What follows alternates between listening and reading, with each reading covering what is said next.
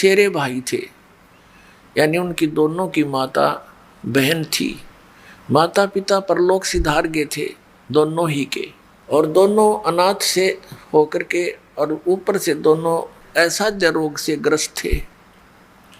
उसके लिए वो घर तो कोई रहा नहीं, सोचा भी चल कहीं आश्रमों में रहें। वहाँ जाकर ऋषि महर्षियों से मिले, उनसे प्रार्थनाएं की कि हम ऐसे ऐसे दुखी हैं। तो पहले तो ऋषि महर्षि उनको कोई जंतर मंत्र, कोई श्लोक या साधना बताते कि आप ऐसे ऐसे भक्ति करो, ऐसे मंत्र करो। उनसे कोई लाभ नहीं होता तो ये कह देते थे कि ये तुम्हारे प्रारब्ध में लिखा हुआ संकट है बेटा, ये तो भोग कर ही पूरा करना पड़ेगा। लेकिन आत्मा को ये बातें जचती नहीं, ये संतुष्ट नहीं करती, इसलिए वो वहाँ से कहीं और ट्राई करता है कि शायद वहाँ मुझे राहत मिल जाए।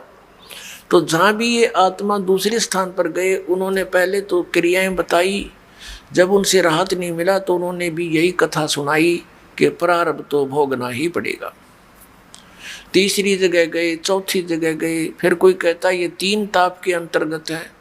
3 ताप के अंतर्गत कौन आते हैं? जैसे प्रेत बाधा, पितृ बाधा, या कोई देव बाधा, किसी ने जंतर मंत्र कर दिया हो, किसी ने श्राप दे दिया हो, तो ये भी कहते हैं ये नहीं कट सकते इन मंत्रों से। पहले तो मंत्र देते हैं, नहीं कटते थे तो कहते तुम्हारे ये 3 ताप के संकट भी नहीं कट सकते, ये भोगने ही पड़ेंगे, तुमने कर्म ही ऐसे किए हैं। लास्ट में ये कह देते। ऐसे ही वो भटकते भटकते एक दिन परमेश्वर मुनिंदर नाम में आए हुए वो परमात्मा सत्संग कर रहे थे। अब वो दोनों हताश तो हो ही चुके थे, लेकिन आत्मा हार नहीं मानती। उसको मालूम है कि कोई शक्ति है जो दुखी को सुखी करती है, वो है कोई मालिक, कोई परमात्मा है। वो दोनों उनके सत्संग में आ गए, और ऋषियों के पास तो बैठे बहुत गणे, वहाँ बैठे थोड़े से, क्योंकि वो खरी खरी साची के हैं, बाकी सब ज्ञान उल्टा दे रहे थे। तो वहाँ 50-100 व्यक्ति विद्वान थे। नल और नील भी वहाँ जाकर बैठ गए, सत्संग सुना। कुछ अविश्वास सा हुआ, नहीं बात जच रही थी कि बात तो सारी उल्टी कह रहा ये महात्मा। फिर भी वहाँ उन भक्तों से जिससे भी वो मिले, वह उपस्थित थे, वो सब कह रहे थे हम बड़े दुखी थे, हमें बड़ा सुख हुआ, आशीर्वाद मात्र से लाभ हुआ, हमारा इस भक्ति करने से ऐसा लाभ हुआ। तो उनका कुछ दिल सा डटा, कुछ संतुष्टि सी हुई उनको। जो ही वो जब परमात्मा के पास आए, आशीर्वाद और दीक्षा तो कहते बाद में देखेंगे, पहले प्रणाम कर लेते हैं। तो जो ही वो प्रणाम करने आए परमात्मा के पास, उन दोनों के सिर पे आशीर्वाद भरा हाथ रखा, दोनों स्वस्थ हो गए। एक दूसरे को देख रहे हैं कि हम ये क्या हो गया, जैसे शरीर से 100 मन वजन उठा दिया हो। दोनों चरणों में गिर गए, फूट फूट कर रोते रहे, ए भगवान हमें नहीं मालूम था परमात्मा पृथ्वी पर आए हुए हैं, हम बहुत भटक लिए थे, हमने सब जगह जंतर मंत्र जिसने जो बताया भगवान कर लिए थे, हमें कोई राहत नहीं मिला। हमने तो आत्मघात करने की सोच ली थी कि यदि कुछ दिन में राहत नहीं मिली तो ये जीवन नरक बन गया है। हे भगवान बड़ी दया करी आपने। परमात्मा ने कहा बेटा ये तो फर्स्ट एड है, आपके जीवन में ना जाना कितने और दुख हैं, इसके लिए मैं भक्ति बताऊंगा, वो मंत्र तुमने करने पड़ेंगे। कदे नो सोचो केवल छू मंत्र ते सारे काम हो जाएंगे, ये तो इसलिए बताया है कि हम समर्थ हैं। ये केवल आपको एक ये ट्रायल दी है, अपना एक सैंपल दिखाया है कि हम क्या हैं। कहने लगे महाराज मन उपदेश दे दो, हम आपके दास है। दोनों को दीक्षा दे दी, भक्ति करो बेटा, ये मंत्र जाप करो, करते रहे। अब वो बड़े दुखी थे, एकदम सुखी हुए तो खुशी का कोई ठिकाना रहा नहीं। और परमात्मा जो भी उनको सेवा के लिए, जैसे सामूहिक तौर पर सत्संग में बताया जाता है कि आप सत्संग में आते हो तो यहाँ एक बाबूजी बनकर नहीं आवे, यहाँ एक दास बनकर आवे।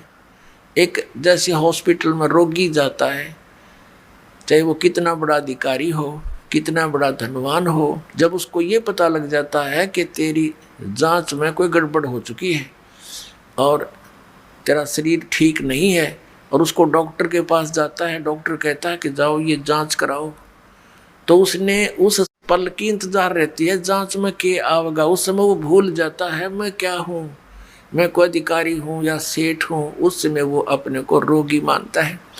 ऐसा भाव आपका सत्संग में रहना चाहिए। यहाँ ऐसे रहने से क्या लाभ होगा? कबीर परमेश्वर की अमर वाणी है और इनकी अमर वाणी फाइनल है, जो ने कह दिया वो सत्य है। कहते हैं संत मिलन को आइए तज माया अभिमान, जो जो कदम आगे रखे एक एक यज्ञ समान। संत मिलन को चालिए और तज माया अभिमान, और जो जो कदम आगे रखे सो सो यज्ञ समान। अब देखो एक यज्ञ में कितना पैसा लगता है, और ये यज्ञ फ्री में होगा जो इस विधि से आप सत्संग में आओगे। अधीर बन के आवे, विनम्र बन के आवे, इस अहंकार रूपी राक्षस को कति खत्म कर दे, अपने पास से दूर कर दे कि बस दूर हो जाए, तू तेरा मेरा मेल रहा नहीं क्योंकि मैं भक्त बन गया। और ये राक्षस अहंकार जो है सबसे बड़ा शत्रु है हमारा। जैसे रावण ने भगवान शिव की भक्ति की, भक्ति इतनी की कोई कर नहीं सकता, यहाँ से काट कर शीश चढ़ा दिया और वापस प्राप्त हुए, लेकिन अहंकार नहीं गया। तो जैसी राहत भगवान शिव से मिलनी थी वह बिना प्राप्त हुई, उस अहंकार के कारण कुत्याली मौत मारा गया और राक्षस कहलाया। तो अभिमान बहुत बुरा है, भगवान और अभिमान का एक्सीडेंट है। नॉर्थ साउथ पोल समझ लो, ये कभी इकट्ठे नहीं हो सकते। इसे दुष्ट को फिर हम क्यों पालें? और क्या अभिमान इस जीव का 1 मिनट में फूक निकल जाएगा, 2 मिनट में फूक आवेंगे, गधे लौटेंगे इस राख पर जिसका अभिमान ठाए फिरे। अदरंग मार जा, मुंह से माखी बढ़े और लकड़े, के अभिमान इसका। तो इससे जो काम बनाना है वो बनाओ। और जैसे भी आप सत्संग में आते हो, जैसी जिससे कुछ हो सकता है सेवा की चेष्टा करने की, कोई बर्तन साफ कर ले, कि भोजन भंडारे में मदद करवावे, कि मैट बिछवावे। तो इस तरह की जो सेवा होती है, और बूढ़े बुजुर्ग बीमार यहाँ ज़्यादा आते हैं, उनको प्यार दे, सहयोग दे, उनकी मदद करे, तो इस तरह से आपके पुण्य बढ़ेंगे, आत्मा में एक नम्रता आवेगी। तो कबीर परमेश्वर जी के पास, मुनिंदर जी के पास विशेषकर दुखी दुखी ही आते थे, सुखी तो उनके पास जाते थे, उन नकलियाँ ऋषियों द्वारा। और क्योंकि वो तो महिमा के भूखे, अच्छा आदर दें, सेठ आ जाओ उसने न्यारी कुर्सी देंगे, और आ जाओ उसको अलग से कमरा देंगे, और फिर वो 10,000 रुपये दे दें, उसके गीत गाए जाएंगे। इसलिए वो वहाँ इसलिए जाते हैं सेठ, क्योंकि उनका मान होता है। और परमात्मा के दरबार में आते थे, उनको एक मैट पर बैठने के लिए आदेश था, चाहे कोई भी आवे। तो संत वही होते हैं। और वहाँ कोई आदर सत्कार नहीं था किसी का, और अनादर भी नहीं था किसी का, क्योंकि वहाँ विद्यार्थी टाइप में भगत होते हैं। आध्यात्मिक गुरु जो होता है वो आध्यात्मिक टीचर होता है। तो इस प्रकार अब उन अपने आत्माओं जो ये कहते हैं कि भाई प्रारब्ध के कर्म में लिखा हुआ, भाग में लिखा हुआ दुख ये तो भोगना पड़ेगा, पाप कर्म का दंड है। और फिर वो कहते हैं भगवान का मंत्र ले ले, जाप करा करिए, भक्ति करे, आगे सुखी हो जाएगा। अब किसी के पैर में कांटा लगा हो और गहरा लग कर टूट गया हो, उसको स्वयं मालूम नहीं है पीड़ा किस वजह से हो रही है, या उसको पता भी है कि मेरा कांटा लग गया, तो वो किसी के पास जाता है और वो ये कहता है कि तेरे पीड़ा का कारण तेरे पैर में लगा कांटा है, और कांटा तो निकल नहीं सकता, ये तो ऐसे ही रहेगा। जूता पहन ले और जूता पहन ले, आगे भविष्य में कांटा नहीं लगेगा। तो पुण्यात्मा कांटा लगे पैर में, जूता पहना नहीं जा सकता, वो तो कांटा निकले और फिर उसको सलाह दे जूता पहन के रखना, नहीं तो फिर लग जाएगा। तो फिर वो कांटे की पीड़ा से पीड़ित व्यक्ति खूब समझता है कि कांटा कितना दुखदाई होता है, तो फिर वो कभी जूता नहीं उतारेगा, बहुत सावधानी बरतेगा कि कहीं फिर से वो आपत्ति ना आ जाए। तो इसी प्रकार परमात्मा कहते हैं जैसे आपके प्रारब्ध रूपी पाप कर्म का कांटा आप पर लगा हुआ है और वो कांटा निकलेगा यानी सुख हो गया, फिर आपको सलाह दी जाएगी कि ये मर्यादा में रहना और ये भक्ति करते रहना, तो वो प्राणी फिर कभी मर्यादा नहीं तोड़ सकता और भक्ति नहीं छोड़ सकता। इस भय से कि कहीं फिर से ना वो बिजली गिर जाए, फिर से वो आपत्ति ना संकट आ जाए, कितना बुरा हाल हो गया था हमारा, तो फिर वो कभी भक्ति नहीं छोड़ सकता और सीधा चलता है। तो इसी प्रकार परमात्मा उनको सलाह देते थे उपस्थित भक्तों को, और वहाँ परमात्मा के पास, कबीर साहब के पास यानी मुनिंदर जी के पास अधिकतर वो दुखी व्यक्ति आते थे। कोई मानसिक पीड़ित, कोई भूत प्रेतों का सताया हुआ, कोई देवों का श्राप दिया हुआ, कोई किसी ऋषि साधु संत ने उनको श्राप दे दिया, या कोई प्रारब्ध के कष्ट से दुखी, या कोई शारीरिक रोग से दुखी। और परमात्मा तो हमारे भगवान है, वो तो अपने बच्चों के सारे दुख दूर किया करते हैं। तो वहाँ वृद्ध अवस्था ज़्यादा बीमार सिमार आते थे, तो भगवान सलाह दिया करते थे, भाई बूढ़े बुजुर्ग रोगी की मदद करनी चाहिए, नफरत नहीं करें। कहते कुष्टी होवे संत बंदगी कीजिए, हो वैसा के विश्वास चरण चित दीजिए। परमात्मा सलाह देते हैं, हमें बताते हैं कि यदि भक्त का कोढ़ भी लगा हुआ, कुष्ठ रोग भी लगा हुआ हो, मक्खियां भिनक रही हो, उससे नफरत ना करना, उसकी मदद करना बल्कि जितनी हो सकती है। कुष्टी होवे संत बंदगी कीजिए, भगत को प्रणाम कीजिए, आपस में एक दूसरे को सत्साहेब, उसे नफरत करके मुंह फोड़ कर नहीं जाना चाहिए। और होवे स्या के विश्वास चरण चित दीजिए, यदि किसी बहन कोई अपने क्रमवश गणिका भी बन गई है, वैसा वर्ती कर रही है, और वो सत्संग में आ जाती है, कहते हैं उससे भी नफरत ना करना, उसको भी साधु जानना। क्योंकि हम सभी ऐसे स्थान पर रह रहे हैं, ना जाने कब कौन के गलती कर बैठे, और हम क्या करते हैं, अपने दोषों को ना देखकर दूसरे के थोड़े दोष को भी घना बनाकर नफरत करते हैं। यह भी हमारी अज्ञानता का ही कारण है। अब जैसे पुण्यात्माओं, कोई चोर है, डाकू है और कोई दुराचारी है, यदि वो सत्संग में नहीं आवेगा तो उसको ये पता कैसे लगेगा ये पाप कर रहा है तू। जिस क्षेत्र में वो रहता उस माहौल में तो फंसा हुआ है, उसी से तो बिगड़ता ही जा रहा है। अब जैसे मैला कपड़ा हो गया तो वो जल के निकट नहीं आवेगा, साबुन प्रयोग नहीं होगा उस पर, तो वो मैल समाप्त कैसे होगा। तो इस प्रकार परमात्मा परमेश्वर कबीर जी यानी मुनिंदर जी अपने उपस्थित श्रोताओं को, भक्तों को शिक्षा दिया करते थे। अब नल और नील तो बड़े संकट से गुजरे थे, पार टूटा हुआ था दुखों का, 30-30 वर्ष के हो गए थे और बचपन से ही दुखी थे, और जिसने सुसाइड तक की सोच रखी और वो व्यक्ति इतना सुखी हो जाए तो वो ठीक है, हमारी बुद्धि इतना काम तो नहीं करती कि उन्हें भगवान मान लें, लेकिन भगवान से कम भी नहीं मान सकता वो व्यक्ति, जब थोड़ा सा भी उसके अंदर इंसानियत होगी तो वो तो एक महान आत्मा थे नल नील। उस दिन से वो बहुत सत्संग में सेवा करने लगे, बूढ़े बुजुर्गों के कपड़े, रोगियों के, अपाहिजों के कपड़े ले जावें, लाओ जी मैं धो लाऊंगा, उनके कपड़े धोवें, बर्तन साफ करें, उनको आराम से बैठावें, नवावें, यानी इस तरह वो सेवा करने लगे जो परमात्मा मुनिंदर जी के आश्रम में जो आया करते थे। लेकिन वो फिर भी एक सीधे साधे थे, भोले से दिमाग के थे। वो क्या करते, सत्संग में जो चर्चा होती, ज्ञान सुनते भगवान के मुख से, तो कपड़े धोने जाते या बर्तन साफ करने जाते, दरिया के किनारे सत्संग हुआ करते थे, आश्रम होते थे ऋषियों के। तो वो क्या करते, दरिया के किनारे पर कपड़ों को पानी में भिगो देते कि कुछ देर इनका मैल गल जावे, फिर धोएंगे। इसी प्रकार बर्तनों को, और बैठ के किनारे पर वृक्ष के नीचे सत्संग सुनी हुई बातों पर दोनों चर्चा करते थे, और फिर अपने बीते हुए समय पर, अपने पास टाइम पर भी बहुत विचार करते थे, और कहते थे देखिए वो ऋषि क्या बकवाद किया करते थे। पहले तो कहते थे ये जंतर कर ले, ये मंत्र कर ले, और फिर लास्ट में कह देते थे ये तुम्हारे प्रारब्ध का भोग है, तुमने भोगना ही पड़ेगा। और यहाँ पर कहाँ गई वो हमारे प्रारब्ध।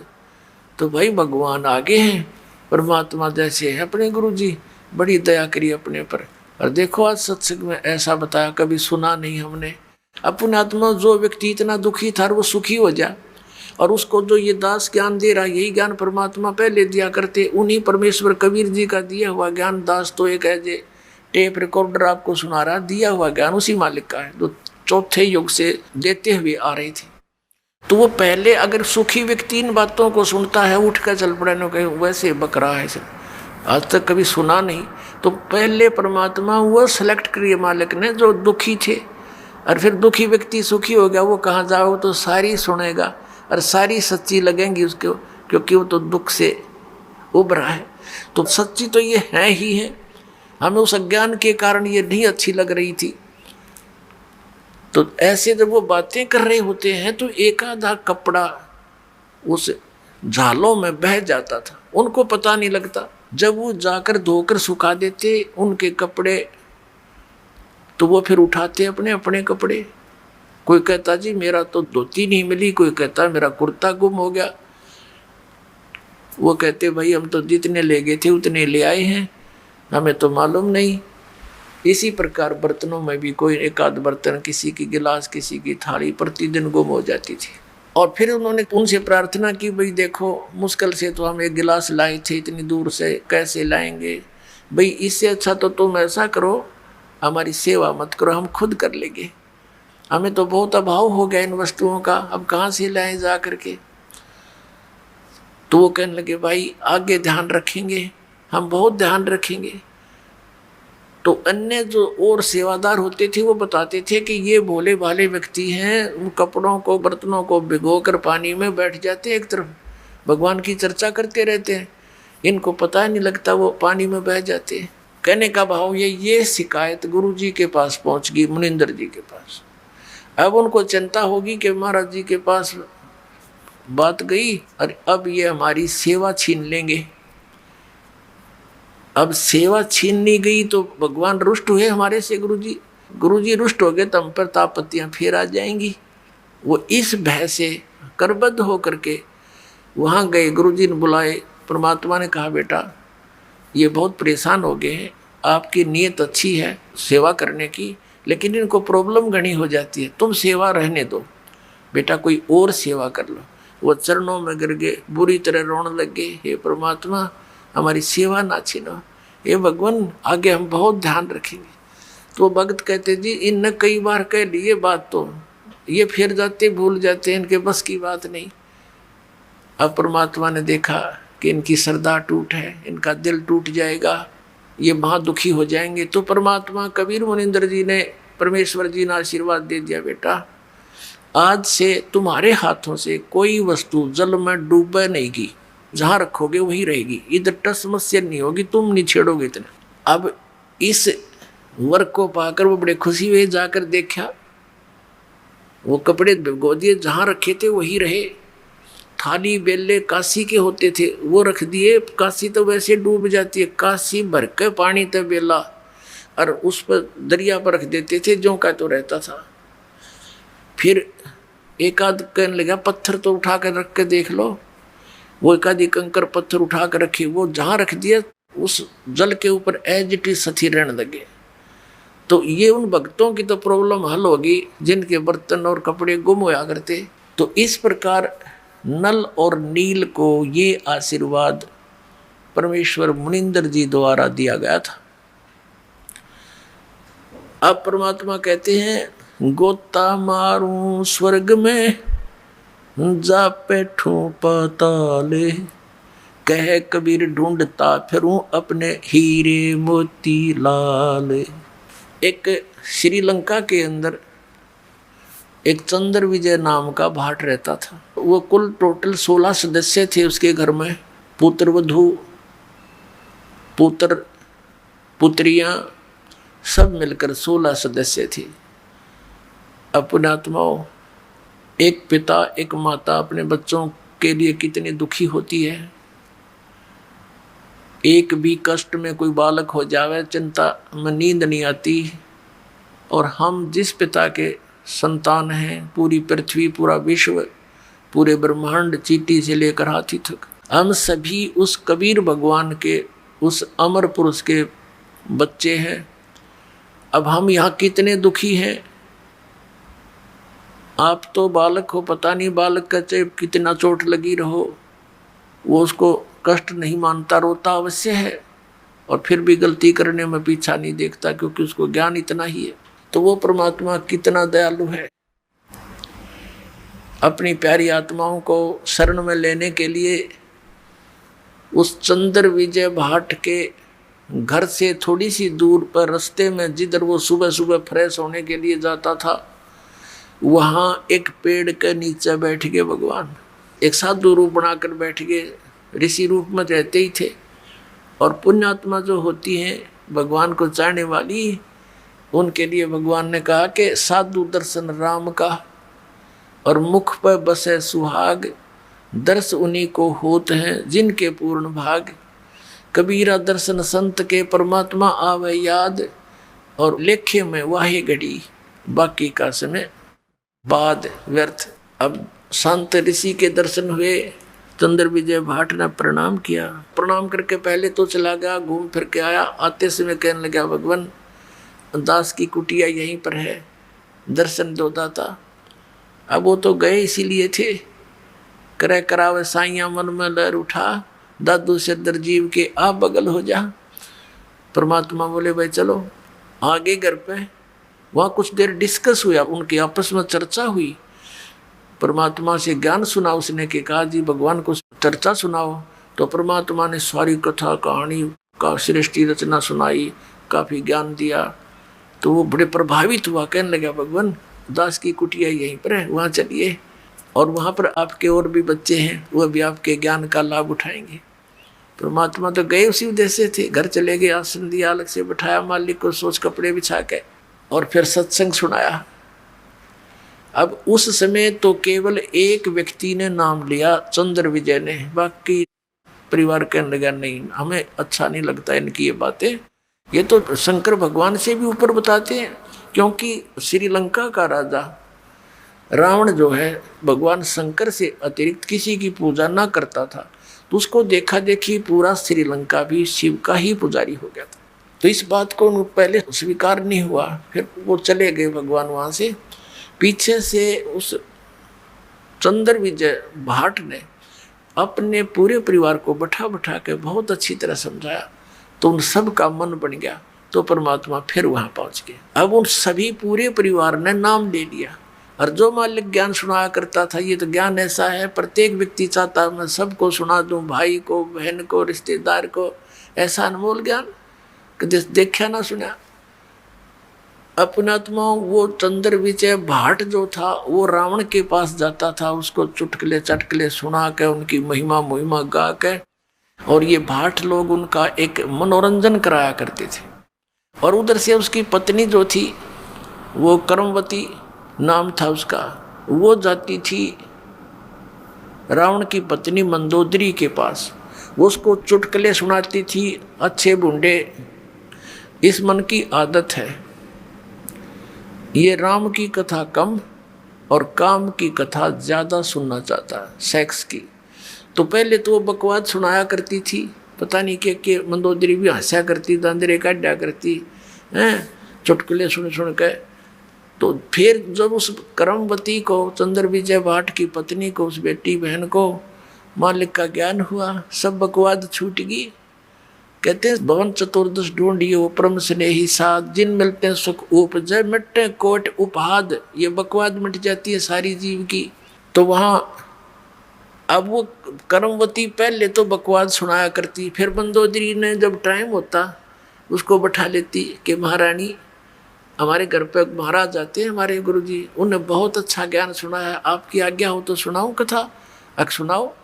मंदोदरी भगवान को चाहने वाली थी, तो वो मंदोदरी को जो कथाएं सुनाई परमात्मा से सुने हुए ज्ञान की, मंदोदरी कहने लगी कि करमवती तू तो बड़ी मुंह फाड़ थी, तेरी इस पात्र में नरा गोबर भरा था, गंध उगला करती थी, ये अमृत किसने डाल दिया?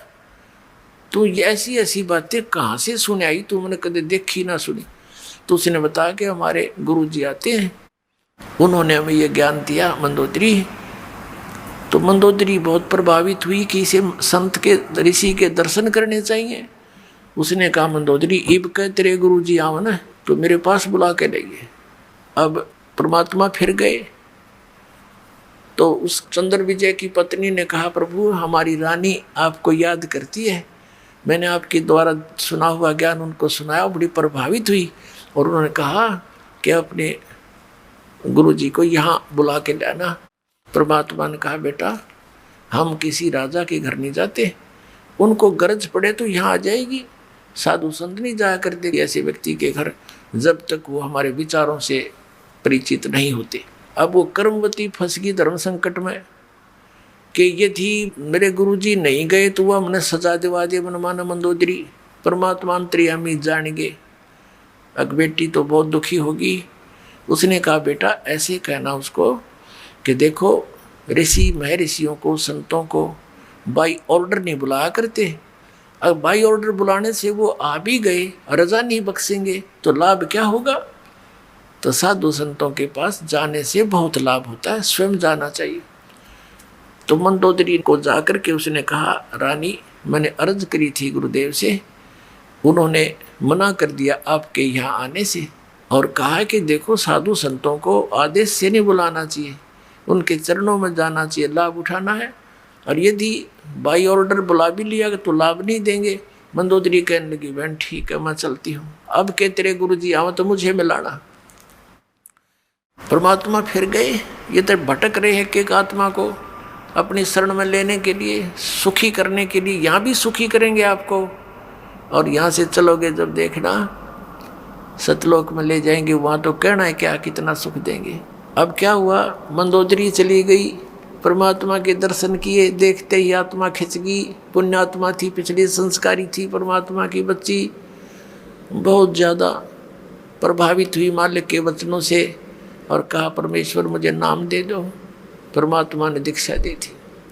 अब मंदोदरी ने जो ज्ञान सुना था उसने चाहा कि अपने पति को समझा दूं, जो नरे बकरे खावे, नरे झोटे खावे, मांस खावे, दारू पीवे और भगत कवावे ब्राह्मण, इसने तो कर्म बिगाड़ दिए। क्यों ज्ञान से ज्ञान हुआ, भगवान के तत्व ज्ञान से।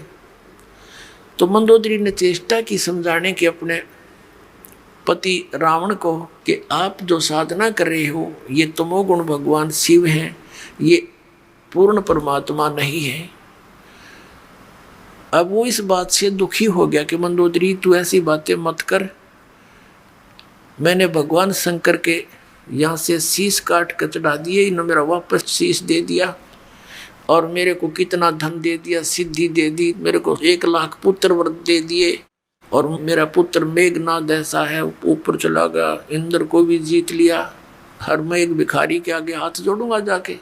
मंदोदरी ने बहुत समझाया कि रावण गलत बोल रहे हो आपने इस संत की महिमा से अपरिचित नहीं हो, इस कर कैसे बोल रहे हो।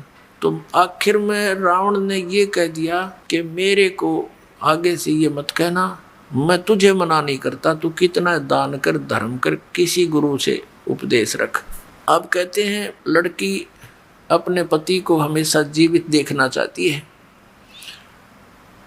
उधर से क्या हुआ कि कुछ दिनों के बाद जैसे विष्णु अवतार श्री रामचंद्र जी राजा दशरथ के घर जन्मे थे, विवाह हुआ सीता जी के साथ। विवाह होने के कुछ ही समय उपरांत उनका वनवास हुआ, वो वन में अपना समय व्यतीत कर रहे थे। वहाँ से सीता जी का अपहरण कर ले गया रावण। अब परमात्मा ने, कबीर परमेश्वर जी यानी मुनिंदर जी ने मंदोदरी को समझाया बेटी इसने तो अपनी सात मोल ले ली, इसने अपना जो है ना मौत ले आई वो अपनी, और कह दे इसको इसने भाई इज्जत वापस दे दे, इसको सिंपल वो मैं ना समझे, ये देवी है और देवी को सताना महापाप है, इसको वापस पहुंचा दे, इसकी इसी में खैर है। औरत वैसे ही देख कर राजी नहीं होती किसी दूसरी औरत को। फिर भी उसने जब ये पता चला कि मेरे पति की जान संकट में आवेगी, क्योंकि संत जो कहते वो सत मानती थी, ये महापुरुष हैं, झूठ नहीं बोलते, इन्हें क्या लेना देना है, ये कोई रामचंद्र से मिले नहीं या किसी और को जानते नहीं, सिर्फ सच्चाई बता रहे हैं। वह बहुत प्रभावित हुई, रावण को समझाने की बहुत चेष्टा की तो नहीं माना। कुछ दिनों के बाद क्या होता है, बीच में एक प्रकरण रह गया। अब रावण तो सुने नहीं था, और यू ज्ञान ऐसा है आदमी हजम कर नहीं सकता अकेला। जो यू ज्ञान आपको सुनेगा, दास बता रहा, भगवान का दिया हुआ कबीर साहब का, तो उसकी ये नीयत रहती है बताऊं जरूर किसी से, चाहे कोई सुने चाहे ना सुना। तो रावण ने सुनना बंद कर दिया। उसका देवर था विभीषण, मंदोदरी, उसको लगी समझाने। पहले तो दोनों भाई बैठे थे, रावण को समझावा थी, रावण नहीं माना तो विभीषण कहने लगा, मुझे बता तू ये बात, मन तो बहुत अच्छी लगे, ये आपकी पहली बार सुन रहा हूँ, लेकिन फिर भी हृदय में समाती है। तो मंदोदरी ने उनको खूब समझाया। फिर कहा कि अब क्या बने, कि दीक्षा ले, अब नाम ले गुरु जी से, कि चल नाम दिलवा मेरे को। मंदोदरी अपने देवर को लेगी और नाम दिलवाया परमात्मा थे। अब उस ज्ञान से वो विभीषण भी परिपूर्ण हो गया। अब क्या होता है,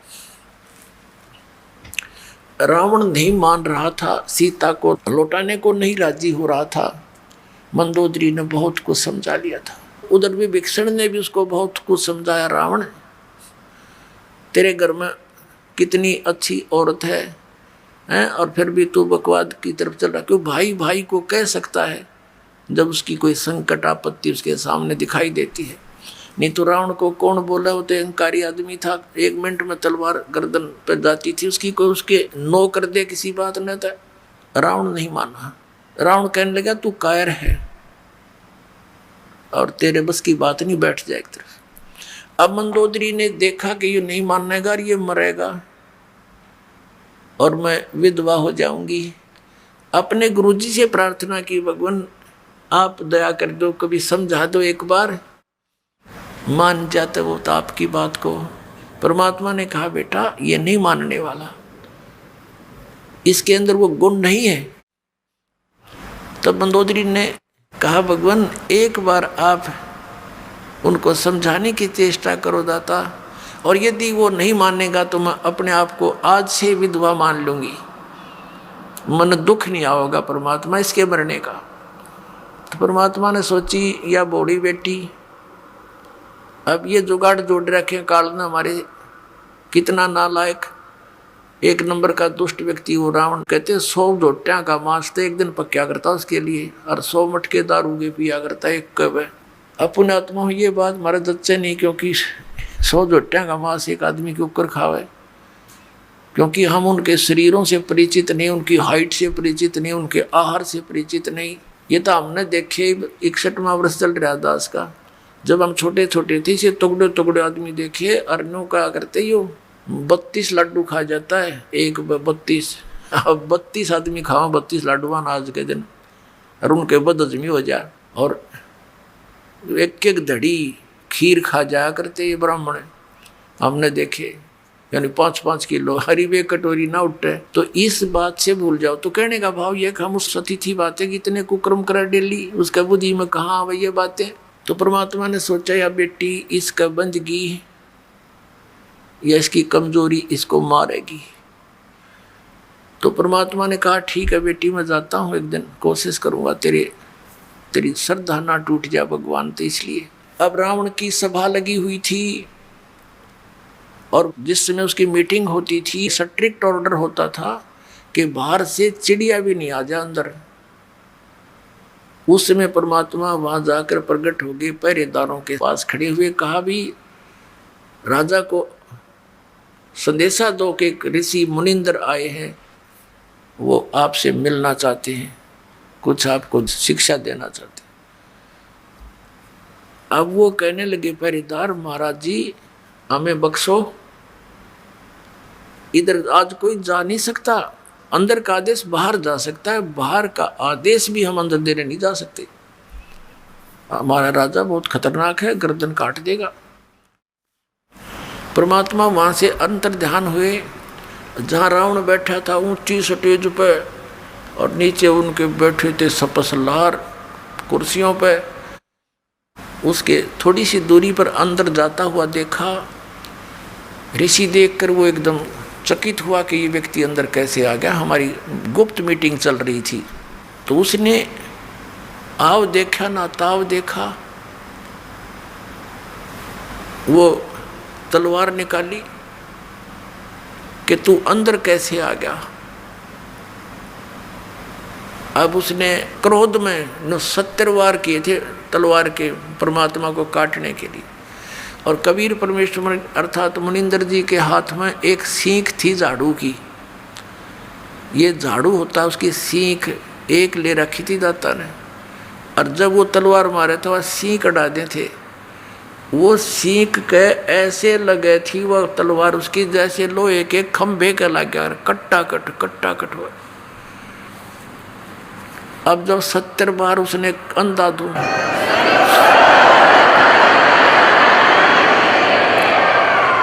जब रावण के पसीने आ लिए, जब वो थक के खड़ा हो गया, कहने लगा तू अंदर कैसे आ गया। परमात्मा बोले तेरे ब्याह सीख तक कटी नहीं, तू मुझे मारेगा। तब उसने पूछा कि तू, रावण बोला उनको बुलाओ पहरेदारों को, उनको कत्ल करूंगा। परमात्मा बोले उनका दोष नहीं है, उन्होंने तो मुझे मना कर दिया था संदेश भी देने के लिए। फिर परमात्मा से पूछा रावण ने तू आया कैसे अंदर, कि ऐसे आ गया, अंतर ध्यान हो गए और फिर प्रकट हो गए।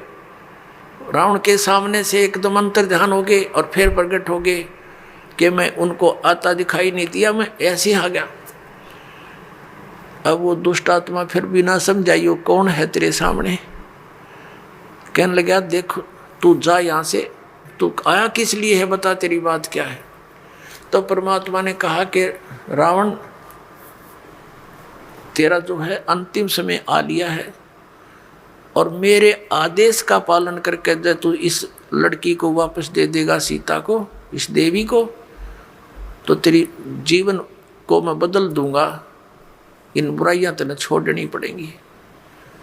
वो कहने लगा तेरे जैसे शिक्षक मेरे पास बहुत आ लिए, मैं शिक्षा बिना नहीं हूँ, मैं खुद ब्राह्मण हूँ, विद्वान पुरुष हूँ, और तू एक भिखारी ऋषि, मुझे क्या शिक्षा देता, मैं तेरी बात न मानू को।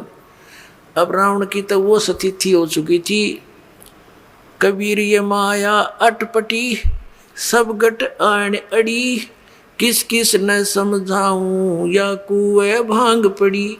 एक बूढ़ा व्यक्ति शराब पिए खड़ा था और न्यू अल्लाह, उसका डोगा गिर गया जमीन पे, वो डंडा ले रखा था, वो गिर गया। एक जेंटलमैन आया, वो कहने लगा बुजुर्ग ताऊ जी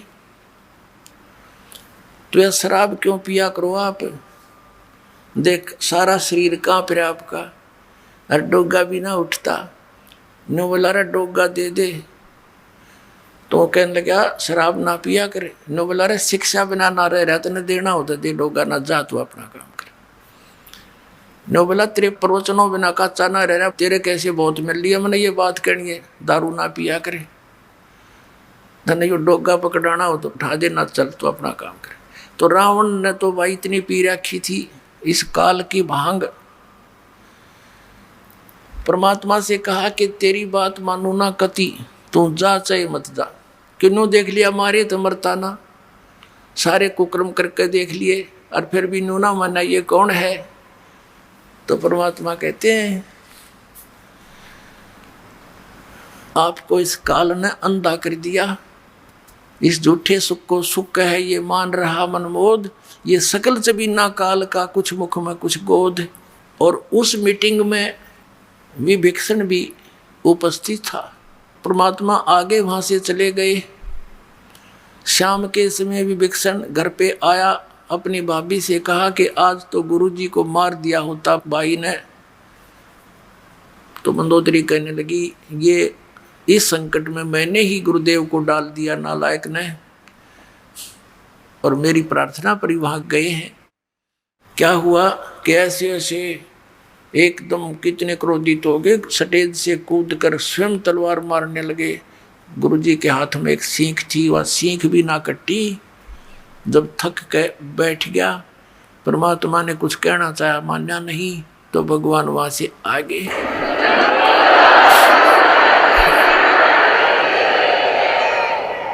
अपने आत्माओं, जो हमारा पिता है उसकी तो मैं खबर भी नहीं, जो हमारे लिए दुख पा रहा है, भटक रहा है, एक एक प्राणी को समझाने के लिए, ज्ञान देने के लिए, अपनी शरण में लेकर यहाँ भी सुखी करने के लिए, और हम उनको पूज रहे हैं जो हमें ना सुख दे सकते ना दुख दे सकते, क्योंकि देवता हैं ये ब्रह्मा विष्णु महेश, ये हमारे प्रारब्ध को परिवर्तित भी नहीं कर सकते और ये दुख दे नहीं सकते क्योंकि ये देवता है, अच्छी आत्माएं हैं। तो हम इनको पूज रहे थे। तो पुण्यात्माओं, मंदोदरी कहने लगी गुरुदेव के पास, जो परमात्मा से मिलने गई, और कहा भगवान अक्षमा करना मुझ दासी को, मेरे कारण आपने बहुत ऊंच नीच सुनना पड़ा दाता, मेरा पति का मुंह था वो मुझे सता रहा था, अब दाता वो बेशक मर जा, मेरी ओर से आज मर लिया, वो मरियो से जिंदा रहियो, दाता अपने चरणों से दूर ना करना अपनी बच्ची को। तो परमात्मा ठीक है बेटा, कहा तू भक्ति कर, या कोई किसी का ना है, आजकल मृत्यु हो जा, कौन किसका ठेकेदार है पता नहीं, इसका जन्म की तो होगा, तेरा कहाँ होगा, ठीक है जब तक आपका संयोग है एक नेक नीति से निभाओ, परमात्मा से डर कर रहो, जो जिसका भूमिका है, पति की है पति वाला रोल करे, पत्नी का है पत्नी वाला करे, बेटे का है बेटे वाली भूमिका ठीक निभानी चाहिए, तभी आप सुपात्र कहलाओगे, नहीं तो आप फेल हो जाओ। अब क्या हुआ, उधर से रावण को संदेश से मिले, लेकिन रावण नहीं माना। श्री रामचंद्र जी के संदेश वाहक दूत वहाँ गए, श्री अंगद जी, श्री हनुमान जी आदि आदि, लेकिन वो नहीं माना। कहने का भाव ये है कि युद्ध की तैयारी होगी। अब युद्ध करने के लिए समुद्र से सेना पार करनी समस्या आएगी। अब समुद्र के ऊपर का जावें कैसे, तो कहते हैं उनके इतिहास में लिखा है जीवनी में कि 3 दिन तक श्री रामचंद्र जी ने घुटनों जल में खड़ा होकर समुद्र के अंदर और प्रार्थना की थी कि हे जल्दी, हे समुद्र राज, मुझे रास्ता दे दे, मैं बहुत आपत्ति में हूँ, मेरी पत्नी को ऐसे ऐसे रावण ने उठा लिया है, सेना पार करनी है, उस राक्षस को मारना है और उस देवी को छुड़वाना है, लेकिन समुद्र नहीं माना। अंत में कहते श्री रामचंद्र जी ने लक्ष्मण से कहा कि मेरा अग्निबाण दे, लातों के भूत बातों से नहीं मानते। लक्ष्मण ने अग्निबाण दे दिया उठा के, रामचंद्र जी ने जो ही वो बाण साधा समुद्र को फूकने के लिए, उसमें लपटें निकलने लगी। उसी समय एक ब्राह्मण रूप बना के समुद्र प्रकट हो गया और कहा भगवान यदि आप मुझे जला भी दोगे, आप फिर भी नहीं जा सकते, खंडर हो जाएगा, इसमें जाओगे क्यों करे, ये तो कुआं हो जाएगा जेरा, और ना जाने कितने जीव मरेंगे, आप पाप के भागी हो जाओगे। ऐसा काम करो भगवान, मेरी मर्यादा भी बनी रहे और आपका काम भी हो जा, सर्प भी मर जा, लाठी भी ना टूटे। तो श्री रामचंद्र जी ने कहा वो बता क्या उपाय है फिर, कि आपकी सेना में नल और नील नाम के 2 सैनिक आपके भक्त हैं, क्योंकि उस समय आसपास के सारे ही भगत सारे इकट्ठे हो गए थे रामचंद्र जी के गेला, भाई इस आपत्ति आ गई और एक निकम्मा आदमी उसकी पत्नी ठा ले गया। उधर से शिवलोक से भी काफी गण आए थे, भगवान शिव ने भेजे थे, तो वहाँ बहुत इकट्ठे हो गए थे। तो नल और नील को बुलाया गया।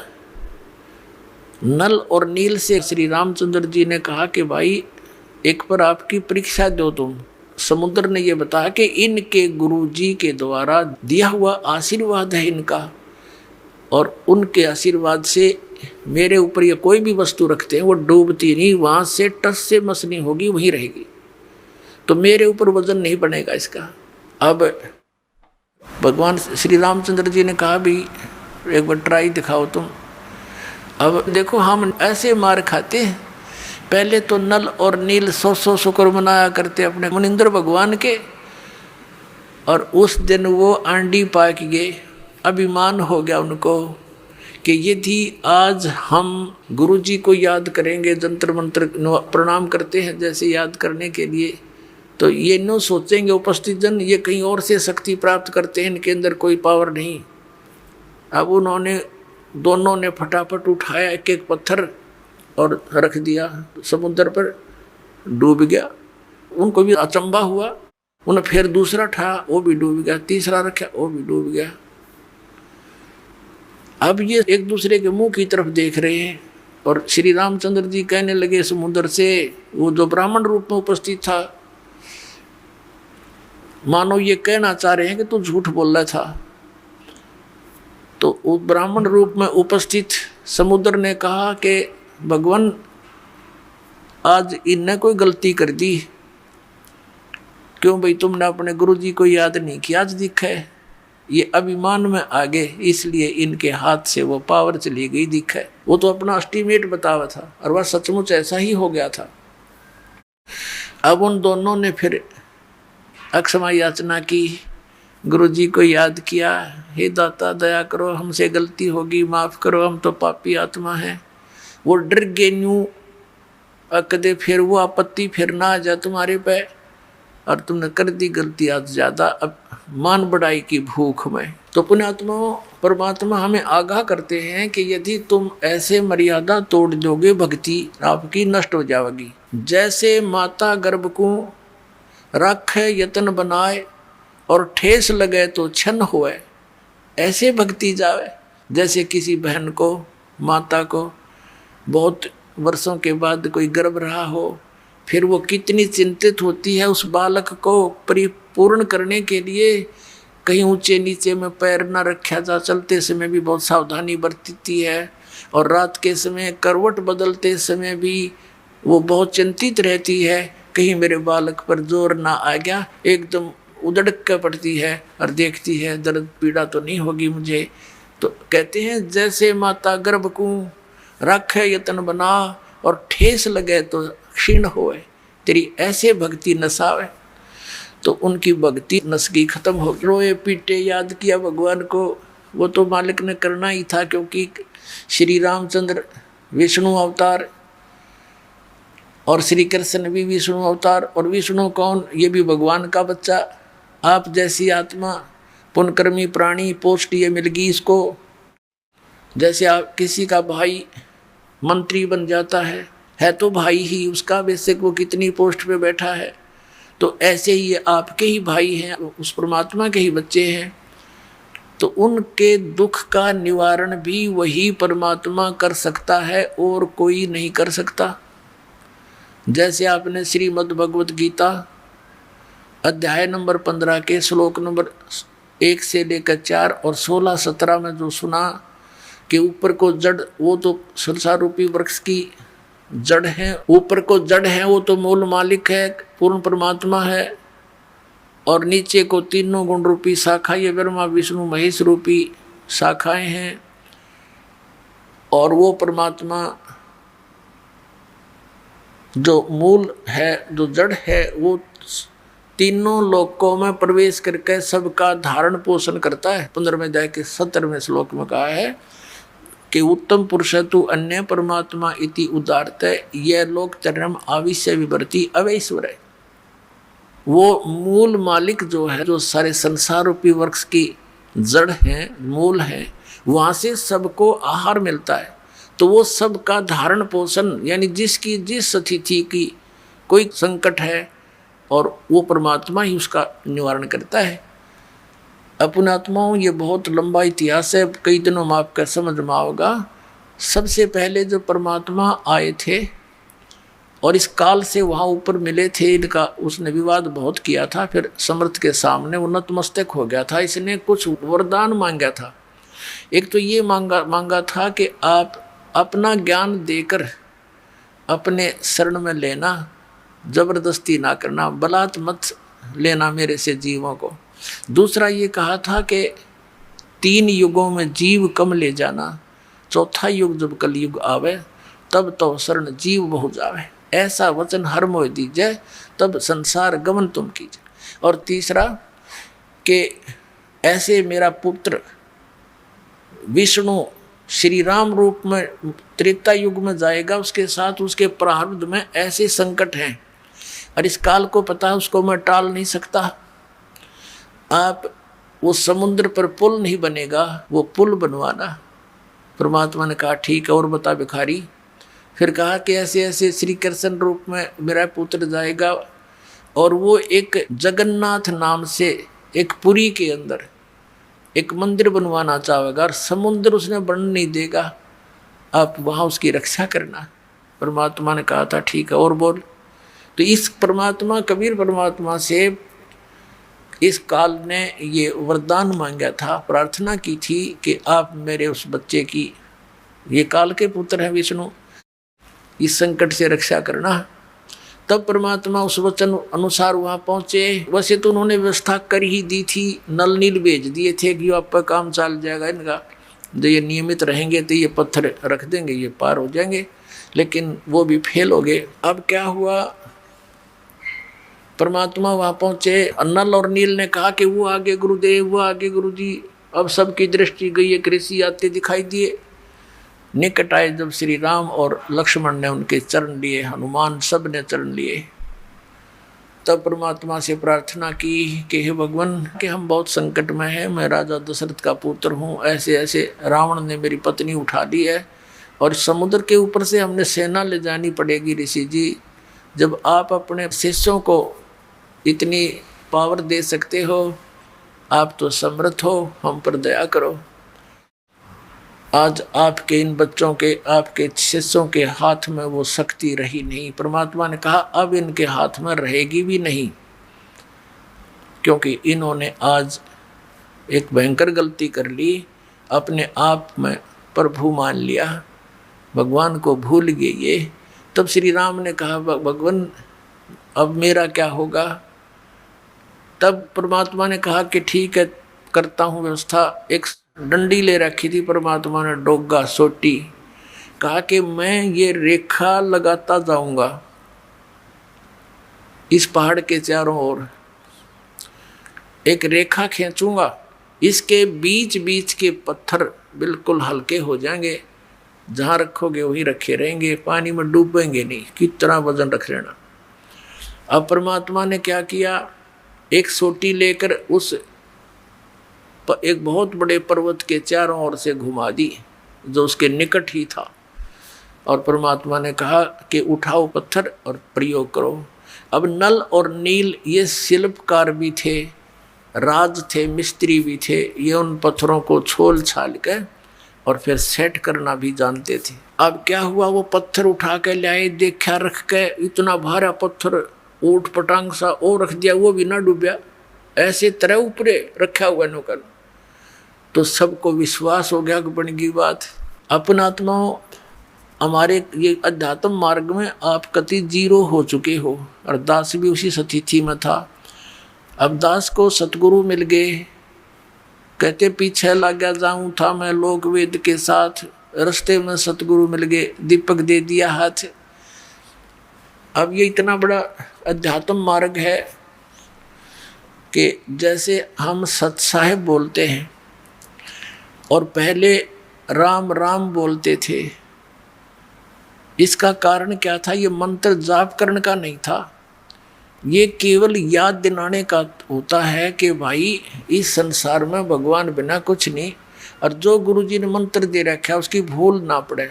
जैसे आप देखा करते, अब तो यह बात बिगड़ती जा रही है, नास्तिक होने जा रहा है पूरा मानव समाज, काल का दाव लग गया था। तो पहले हम देखते थे, जैसे सुबह या कभी घूमने फ्रेश होने जाते थे, आने जाने वाले मिलते थे, एक दूसरे को राम राम, राम राम चाचा, वो 3-4 बार बोला करता, राम राम भाई, राम राम, राम हाँ राम राम। अब ये तो एक औपचारिकता बन गई थी, लेकिन ये स्टार्ट कहाँ से हुई थी?